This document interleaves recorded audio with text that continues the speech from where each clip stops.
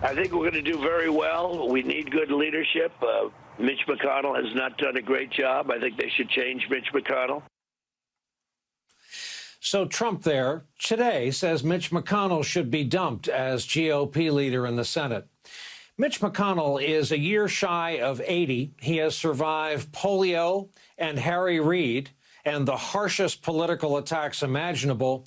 But he's scared of only one man. Like all the other Trump supplicants in the party, he will not cross the Florida man with the 32% approval rating. Here was McConnell today, just hours after that takedown by Trump. You said that if he got the nomination, you'd stand by him. Do you still say that today? Well, I'm going to support the nominee of the Republican Party. I do predict, however, there's going to be a robust competition for the nomination. Remaining with us, Jason Johnson and Bill Kristol. Bill, first question goes to you. I've asked you before. Take another whack at explaining to me what is it about Trump's impact, the effect he has on, forgive me, grown-ass men and women. They think they can sort of triangulate, keep in good terms with the Trumpists without and not offend them, but also hold the establishment Republicans, win the House, win the Senate. And, you know, it's 50-50 in the Senate. It's very close in the House. It's not a crazy political calculation. But the contrast with Liz Cheney is what really strikes me. And you've talked about this before, but Liz Cheney went along with Trump for 4 years. I used to be pretty close to Liz, and we sort of drifted apart over this. So she supported him. Said she supported him twice in 2016 and 2020. She voted against impeachment. She voted with him most of the time in the House. But she thought, I think, okay, 4 years, I can sort of navigate this, hold things together. We can live with Trump, and then we'll move on and have a healthy Republican Party again. I think she was really shocked by what happened after November 3rd and then, of course, January 6th.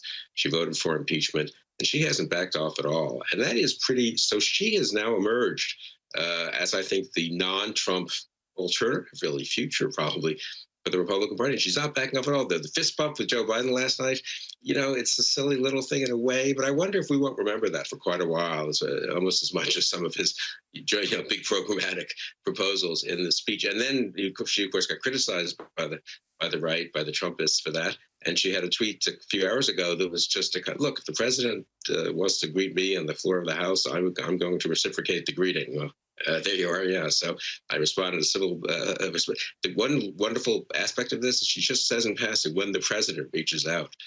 Yeah. So reminding everyone Joe Biden is the president, and I'm going to conduct myself differently than all the Trump supporters are with respect to this president of the United States. So Liz Cheney has set up McConnell's navigating, but Liz Cheney is standing firm, I think. Signs and wonders of the times we're living in, where Liz Cheney has to explain on social media why she was respectful to the president of the United States. All right, Jason, I got one for you, and the big thanks go to Laura Ingraham for impaneling a town meeting and putting together some red state governors, a gathering from which this quote emerged. Here is the governor of Florida who wants so very badly to be president of the United States someday, and the subject is race. I mean, give me a break. This country has had more opportunity for more people than any country in the history of the world, and it doesn't matter where you trace your ancestry from. We've had people that have been able to succeed and all. And here's the problem with things like critical race theory that they're peddling. They're basically saying all our institutions are bankrupt and they're illegitimate. Okay, so how do you have a society if everything in your society is illegitimate? So it's a very harmful ideology, and I would say really a race-based version of a Marxist-type ideology.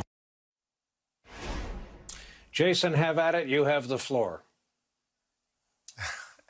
First off, I would love Ron DeSantis to actually sit in a class where he learned about critical race theory, although I doubt he could get past most of the courses of my friends and colleagues like Jelani Cobb and Christina Greer. He probably wouldn't pass. But it speaks to sort of the intellectual and the rhetorical bankruptcy of the current Republican Party. They're screaming about fictitious imaginary classes that most of their audience knows nothing about, but it has the word black and race in it, so it has to inherently be wrong. This is the issue that I see. when you have a senior citizen like Donald Trump pretty much running the party, right? Running the lives of Republicans around the country, like George's parents in Florida during Seinfeld, just whining and complaining, and everybody's life has to run down there and make them happy regardless of the circumstances. You're not allowing local leadership to develop around the country. That's the problem. Usually, if you are the party in the wilderness, it's an opportunity from somebody from Ohio, somebody from Texas, somebody else to pop up and become a leader. They don't have that right now. And the people who they put forward, look, you had Tim Scott speaking last night. I have said this all along. I think Tim Scott is a reasonably smart senator, but he is not at all charismatic. If you give that response speech, you're going to end up like Rand Paul or Bobby Jindal or Marco Rubio. The only person who's ever given a party response that's done well for themselves is Stacey Abrams. And then you've got Ron DeSantis, who quite frankly has done a mediocre job in Florida. And while his poll numbers in Florida are okay, I don't think he's going to be able to translate that Florida story to the rest of the country. I don't think he's going to be able to say that I'm the Florida man that you can actually trust. And so unless he can do that, he can give all the speeches that he wants. Laura Ingraham can put together the White Power Hour, which she does on a regular basis, like Tucker Carlson. It doesn't mean that's reflective of what this country wants going forward. So I think the Republican Party is in the wilderness. They need some real leaders. They need some people. It's not just a matter of adding sugar and spice to Trumpism. You got to find a new way, because at some point, playing with the margins and voter suppression is not going to be enough to get somebody back in a national office.